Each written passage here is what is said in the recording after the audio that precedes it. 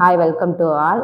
இன்னைக்கு 1 மினிட் வீடியோவில் என்ன டாபிக் பார்க்க போகிறோம்னா, ஜஸ்ட் மாம்பழம் சாப்பிட்றதுனால வெயில் வேற ரொம்ப அடிக்குது. மாம்பழம் சாப்பிட்டா சூட்டை கிளப்பிடுமோன்னு பயமா இருக்கு. என்ன பண்ணலாம்? மாம்பழம் சூட்டை அவங்க உடம்பு ஹீட்டுனால தான் கலைக்கிறது. ஆனால் அதில் நிறைய நன்மைகள் இருக்கு. நான் உங்களுக்கு சொல்கிறேன். இப்போ நம்ம மாம்பழம் அதிகமாக எடுத்துக்கிட்டோம்னா அதில் நோய் எதிர்ப்பு சக்தியை அதிகமாக நமக்கு கூட்டுறதுக்கு ஹெல்ப்ஃபுல்லாக இருக்குது. இதில் விட்டமின் சி, ஏ, ஆன்டி ஆக்சிடென்ட்ன்றது அதிகமாக இருக்குது. அதே மாதிரி மாம்பழத்தில் நார் சத்து அதிகமாக இருக்கிறதுனால நமக்கு செரிமான பிரச்சனை இருந்துச்சுன்னா அதை சரி பண்ணி கொடுக்குது. இதில் வைட்டமின்கள் மற்றும் ஆன்டி ஆக்சைடு அதிகமாக இருக்கிறதுனால தோல் பிரச்சனை ஏதாவது வந்தாலும் நமக்கு சரி பண்ணி கொடுத்துரும். தோல் பிரச்சனையும் சரி பண்ணுமா? கண்டிப்பா. இப்போ உங்களுக்கு எதுவும் இன்ஃபெக்ஷன், தோல் எதுவும் அலர்ஜி இருந்தாலும் இந்த மாம்பழம் சரி பண்ணி கொடுத்துரும்.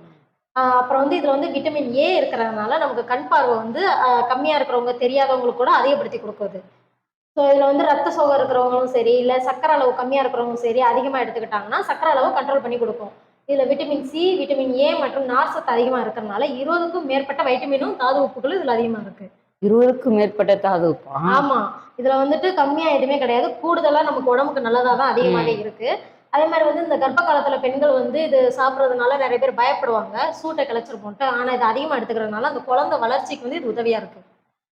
அதே மாதிரி மாம்பழம் கர்ப்ப காலத்துல அவ்வளவா மாம்பழம் சாப்பிடக்கூடாதுன்னு சொல்றாங்க.